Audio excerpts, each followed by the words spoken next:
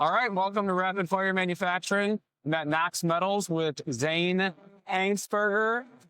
Zane, thanks so much for having me. Yeah, thanks for coming in, man. Yeah, I actually saw you guys just came off my Instagram feed and love what you guys are doing. So I was happy, we got to make it work. Yeah, awesome. Yeah, I've seen the stuff you're putting out. I'm really excited and truly are supplying America's industrial base. So that's a noble feat to do, right? Thank you. Yeah, I appreciate it, man. Yeah, absolutely. I want to start with your story, how you got into this. Sure. Yeah, it's kind of a long story, but I'll try to keep it kind of short. So I grew up in an injection shop. My dad started one in 97. I was born in 99. And I was always around, not blocks this big, but, smaller blocks for building injection molds. In high school, I was, tapping holes. I was driving them to other shops to do outsource work, you name it. I ended up going to school, worked in tech for a little bit, but then had the chance to kind of get back into injection molding. Through that process, got into fabrication actually, and was buying a lot of steel tube, that kind of stuff. But I kind of realized a lot of my friends were into this reindustrialization thing, and I thought it was really interesting and important to the country. So I thought, well, everyone's building the modern fabricator, the modern machine shop. Who's going to supply these guys? And, a lot of the shops I was at in the past, finding ways to shift some of their materials procurement to other countries. And I thought, well, maybe America needs a tech-first metal supplier. So talked to some investors about it. And, we started about 7-ish months ago. Wow. And it looks like you've had tremendous growth since then, too. Yeah, it's been great. I mean, we were able to hire just an awesome team. So there's 5 of us right now. And 1, the inbound that's came in has been really good, but 2, the outbound, our sales team is really good. And honestly, most of the growth isn't a bunch of customers. It's 10 of a few that just keep coming back to us again and again. And we really like to work with those folks at this stage. Yeah. So a couple of things I noticed too, responsive time is a huge thing. Yeah. And then if you're able to I forget who posted it about you, but you were there the next day to supply them. Oh, and cool. That's how you keep a lifelong customers, being responsive and, adapt to any changes that come along. Yeah, I'd say that's what we're really good at now. Something that, I don't know if this is the right word. It's something that scares me is that we can't do that in the future as we get bigger. So something that's really important to us is how do we continue to have those relationships and have a really response time, but as you scale, that almost gets near impossible. But what we believe is hey, let's hire a great software engineering team, and we'll have a great response time through software, through AI, that allows the pricing to still be competitive online, and allows us to be just as fast. So that's kind of the way we're thinking about it. That's awesome. Yeah, the tech first mindset too. And while everyone else is maybe starting new shops, to your point, who's going to supply it? So right. Where did that concept, did you see that in the industry, the direct need for that? Yeah, well, it kind of came, I don't know, it kind of came from I was buying a lot of CAS 5000 series, or maybe I wasn't buying it, but I was part of a team reviewing the expenses, or you name it. Yeah. And, jobs would get delayed, or the price is high, and they get a price overseas, and I'm this is wrong. Manufacturing can only move as fast as its weakest link. And so that company I was at, the weakest link was getting this stuff. And then I kept thinking about it and talked to some folks. And, I think when anyone starts a business, they maybe don't know exactly what they're doing. And I was definitely one of those people, but we kind of just figured it out. And and we still have a lot more to figure out, but, we kind of just were let's just give this a shot. Let's work with a few shops and see what we can do.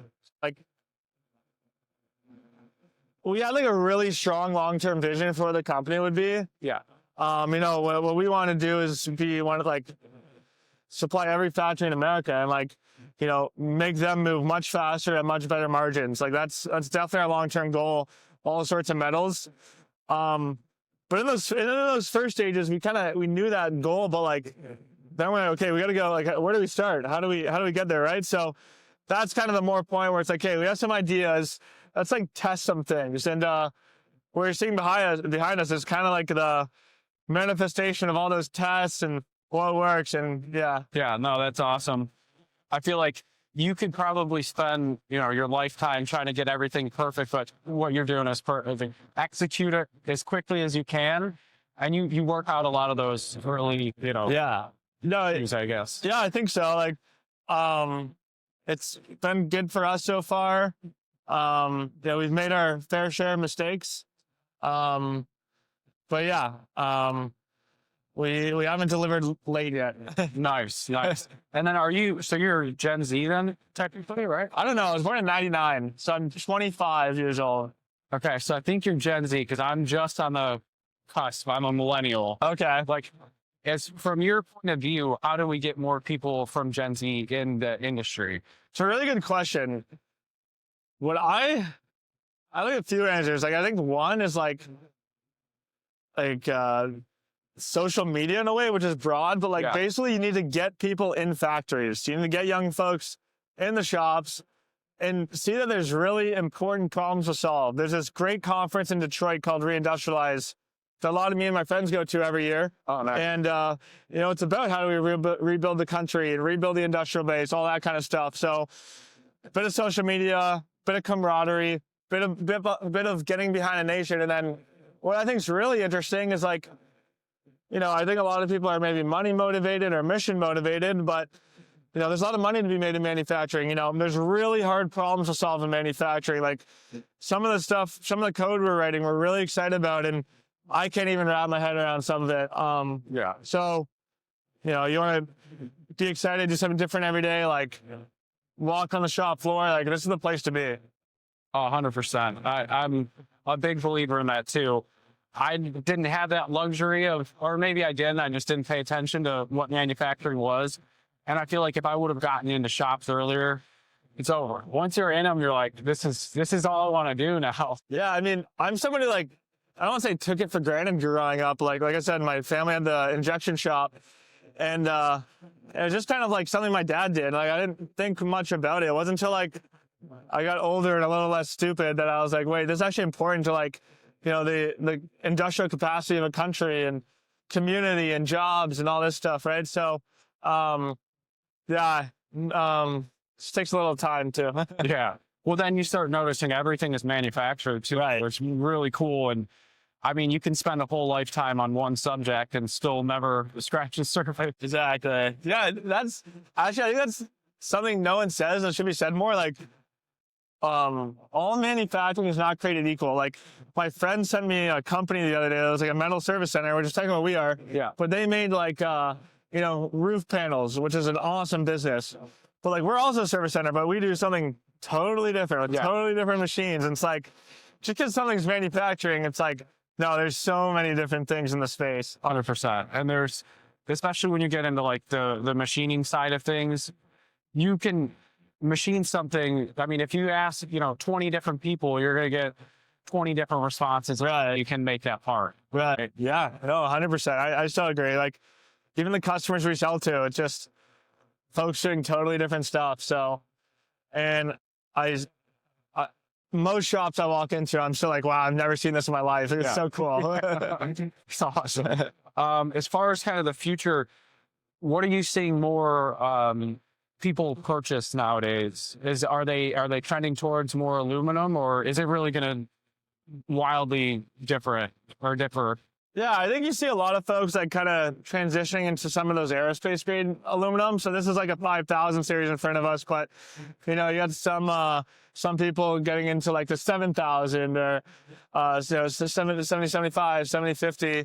We're seeing that a lot. I see a lot of people that an extrusion is sometimes cheaper than a plate product. So we're trying to find ways to like re-engineer their starting block size so that they can machine better.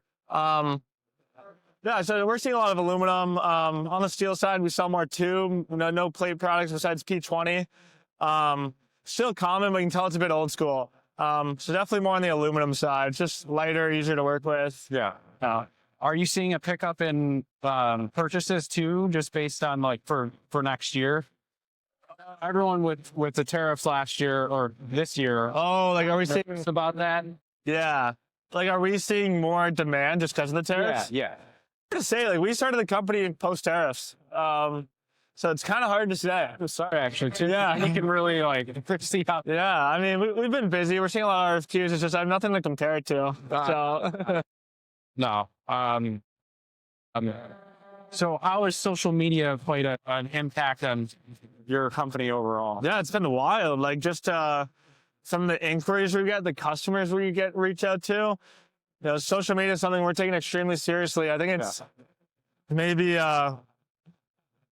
something that's like low effort and kind of high output if you get lucky or do it right. Yeah. The Twitter, LinkedIn, Instagram have all been really good avenues for us. And what's interesting is like, you know, we'll also have people DM me on LinkedIn. Hey, want to code this? And it's like pretty good weight. And it's like, wow, if I didn't make this post today, maybe you wouldn't have reached out.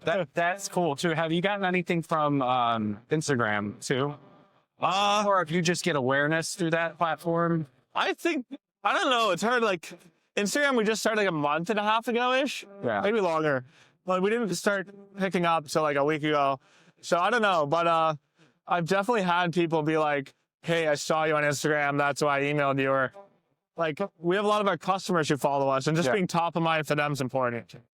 Well, yeah, you have that post. It's millions of views. What was the total? That was cool. It's at 9.2 as of this morning. See, that's crazy. Yeah. The amount of people that are able to see your stuff now just through posting. Right. And you said low effort. Yeah. And like, we're still figuring it out. We're definitely not social media masters, but like, our approach has been two things, like, or maybe like three. One, we do want to create like a cool brand. Yeah. But like, we're kind of in that stage. It's like, okay, why are we gonna have a cool brand if we have like 10 followers? So our other two things we're trying to do is like post and just like not piss people off, but like, you know, you get those people on Instagram and it gets views and it works. And it's like kind of just the name of the game. But people who know what we're doing get it. We're gonna get all those folks. So there's that. And then two is just like consistency. Like I try to post as much as I can. Actually, I really want to hire a full-time social person. So yeah, it's kind of the way I think about it. Again, not perfect, just throwing darts to the wall. That's a good point too. It's got to be hard to manage running the company and then posting. Because you said, I mean, it is, in a sense, it may be low effort, but there's a lot of time that goes into like thinking of what to do, writing and posting, like timing it all out. So how do you balance like work and?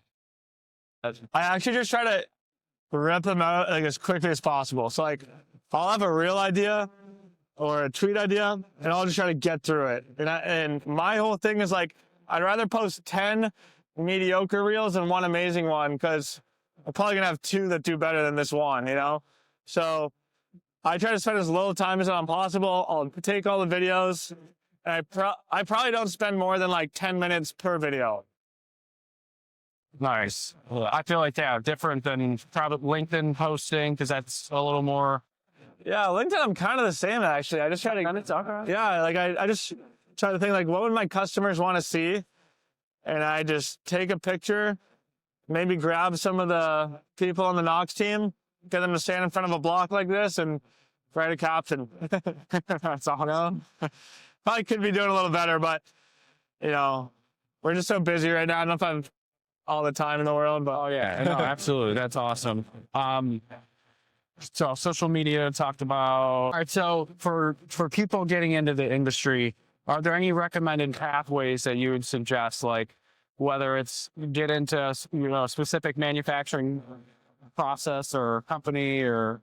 Yeah, I think broadly, I think welding is really interesting right now. Just a ton of welding work out there.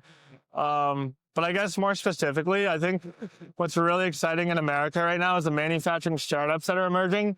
So that would be someone like Knox Metals, someone like Hadrian, Atomic Industries, RMFG. You can look up like what are the manufacturing startups in America, see what roles they have. Yeah, and I think that's a really interesting place to learn, because you kind of have these people that are probably a bit more your age or you relate to more, and they're kind of at the forefront of manufacturing, trying to figure out how America can compete better.